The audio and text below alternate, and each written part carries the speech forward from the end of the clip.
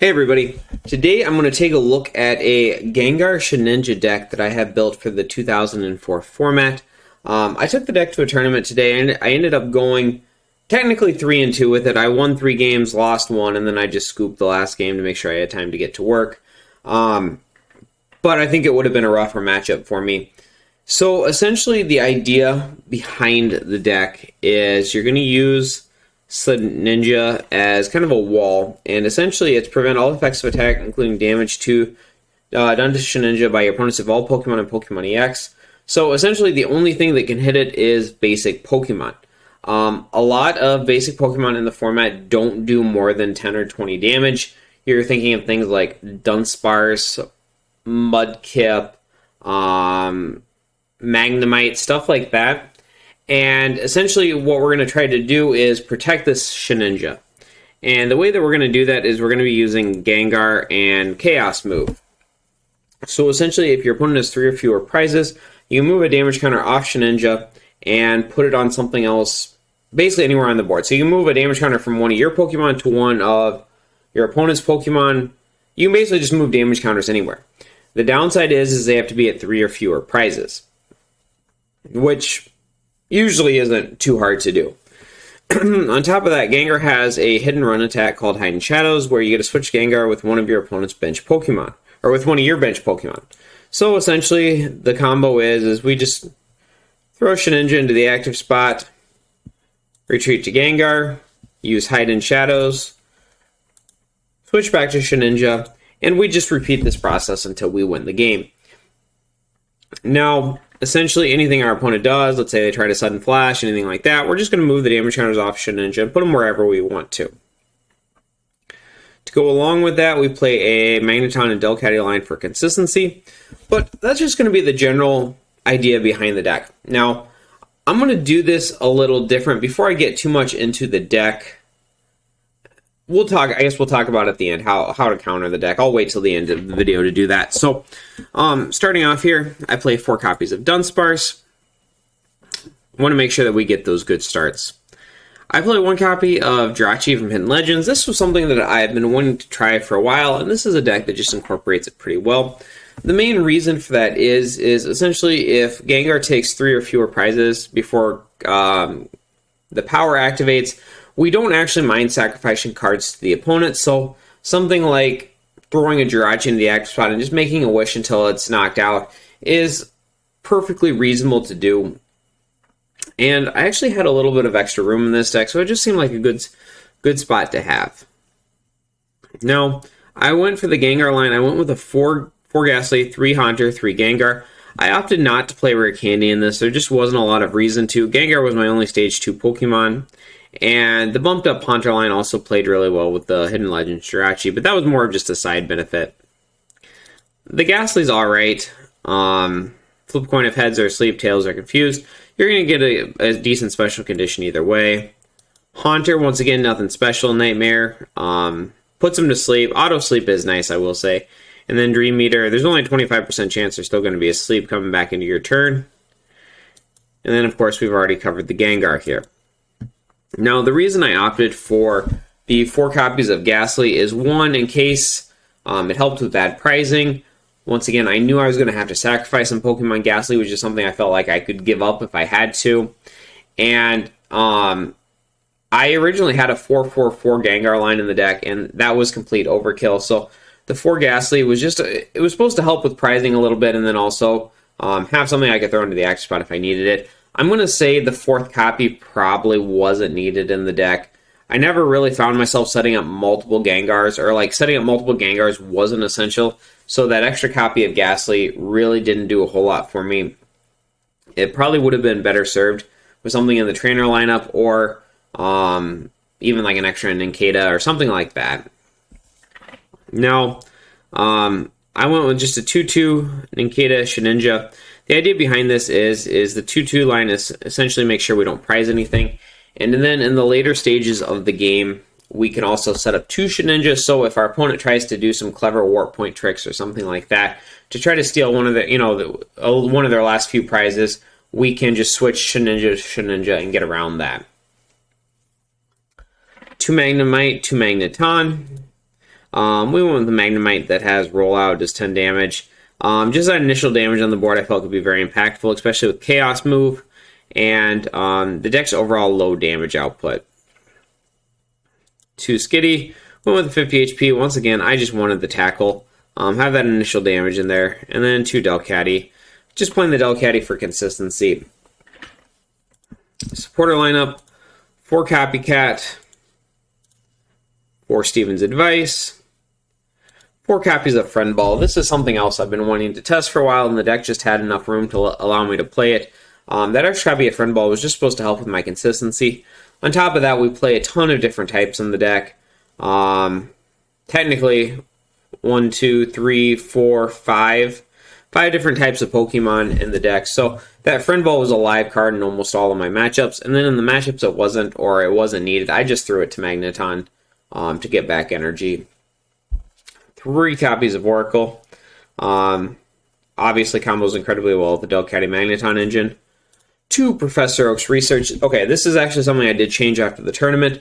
For the tournament, I played 1 Desert Shaman and 1 Underground Expedition. I'll talk about the importance of Oak's Research after this, at the end of the video here.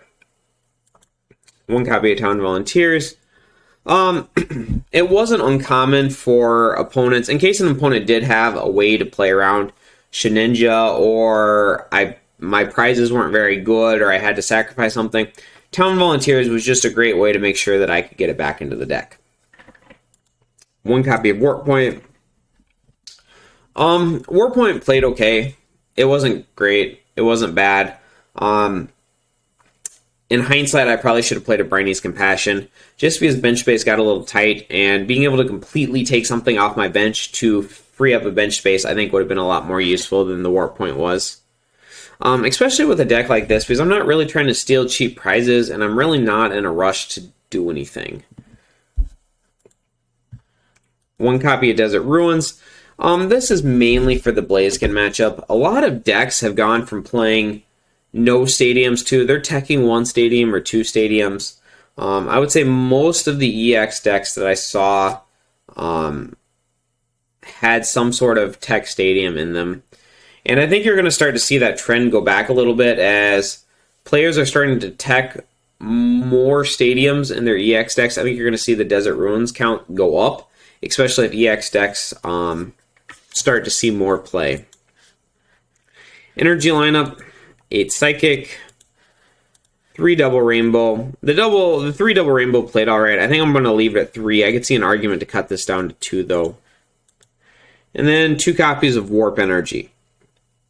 Warp Energy was just a nod to how popular Beedrill was in the last 2010 tournament. I thought the Warp Energy could be helpful in that matchup. It was also great with Shedinja, where I could warp it back to the bench 1 turn, hide in shadow, switch back to it, and then have that energy already in play to retreat it on the following turn. I've tried different numbers. I've ran 3 and 4 in the deck. 2 tested alright. I could see 3 being good if I was really worried about Beedrill, and then probably teching in 1 or 2 Mr. Brainy's Compassion for that matchup as well. But all in all, 2 did play pretty well for the event here. Now, I guess talking about the deck, and I guess that'll cover the deck profile, and then talking about the deck and ways to counter the deck. A lot of players, how do I want to say it? The deck is going to win the matchups it's supposed to win. I played the deck because, 1, I wanted to try something new, and the deck should auto-win most of the Gorbis matchups. Like, most of the Gorbis decks literally cannot beat this deck. They literally don't play a way to beat it. So, almost all of those matchups should have been free. Something like Crobat Gorbis does not have literally anything in the deck that's going to be able to kill the Shedinja and get around Chaos move. They can play Warp Points and cards like that, but once you get the lock in place, they're not going to be able to beat it. Decks that do have counters to it are going to beat it almost consistently, because you don't have a lot of speed to the deck. You don't have a lot of... you're not going to put a ton of early pressure on the opponent, so it's not like you can steal wins. Almost all opponents are going to have chances to set up. But the thing is just if people are ready for it, then they're going to beat it. Just even normal decks, for example, like if you play, how do I want to, all right, so we're going to look up Skitty. So generally for 2004, this is accepted as the best Skitty. It's probably the most played Skitty. I'm going to say that the lesser two played Skitties are going to be Lunge with 30, which can knock out a Shedinja, but it's on a coin flip.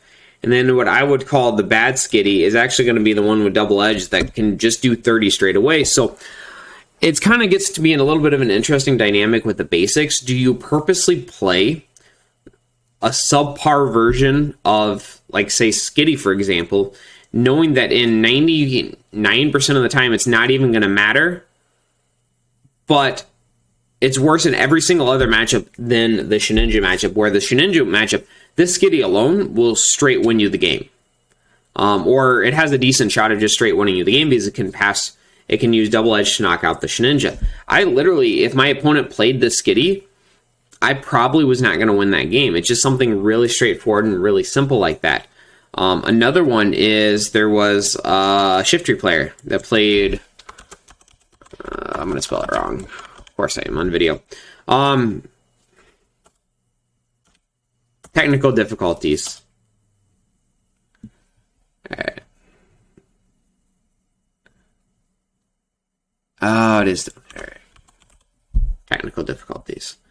So I'm going to say generally for the C dots, I'm going to say probably this one is the best one.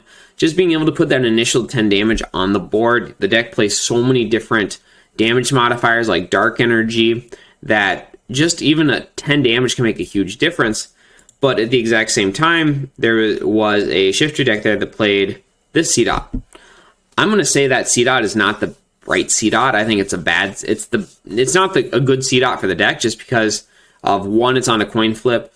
Two, in most matchups, the difference between it doesn't make a ton of difference, and you play such few grass energies that the odds of opening with this C dot and the grass energy and to use surprise attack is relatively low. But at the same time, too, against a deck like this, it gives Shiftry a deck that really doesn't have an out to the Shedinja and out to the Shedinja.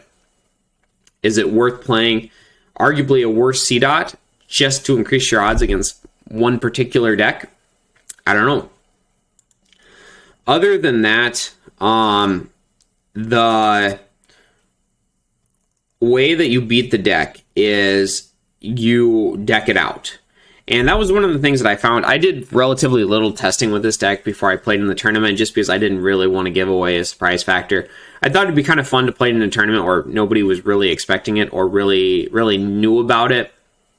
So, and I would say most of my opponents relatively quickly found out they were not going to beat the deck and that they needed to try to deck me out. I would say most of them never even tried to knock out the Shedinja. They just accepted they weren't going to be able to, and they knew it was a bad idea to put damage counters on it for me just to move around with Chaos Move. Now, the weakness for the deck is how many cards it needs to have in play. So, essentially for the setup, let's say, what's a basic setup? So you got Dunsparce, we'll say 1. We'll say we have 2 Gengars in play. So that's 6, you're at 7 cards. A Shedinja, that's 9 cards. Magneton, 11. Delcatty. So you have 13 cards just right there. It's an enormously large amount of cards that you're required to have in play to play the deck or play the game. So the opponent could usually get by with playing fewer cards, especially if they were playing a more simple deck, like let's say a Gorbis deck, for example. They could get away with playing considerably fewer cards to get their setup than you would have. Now, the other thing is you players, you would have to manage your hand sizes for stuff like Copycat.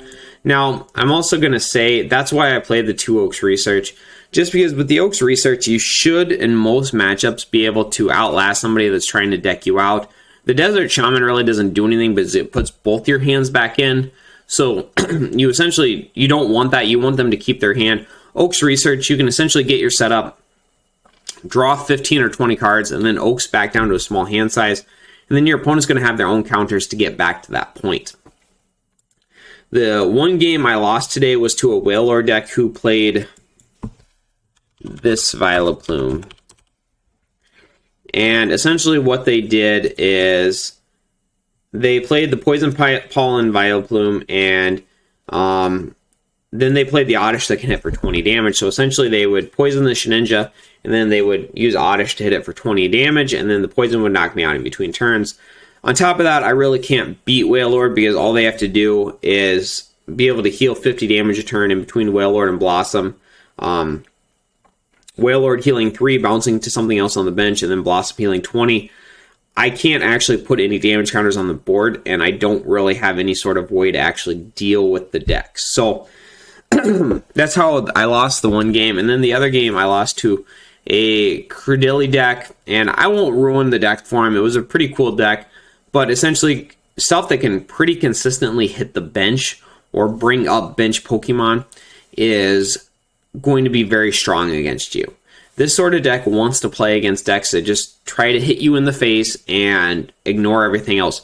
Spread decks, Blaziken, for example, can be very good against you. Exploud can be very good against you. Just anything that's able to get around the Shedinja and do damage to your board at a significant rate that Chaos Move isn't going to matter, is going to be able to have a pretty good matchup against you. So, is this the new best deck in the format? Absolutely not. Is it a fun deck to play? Absolutely. Is it a deck that's going to win the matchups it's supposed to win and lose the matchups it's not? About every single time. So in the right meta, this could be a great deck to play and something to at least test against or test with.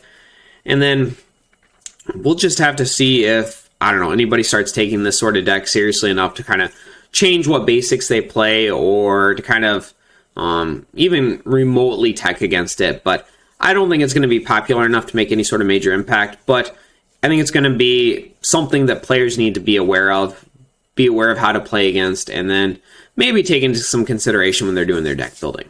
But that's going to go ahead and wrap up the deck. And if you haven't already liked and subscribed to the channel, please make sure to do so. And of course, I hope to see you in the next video.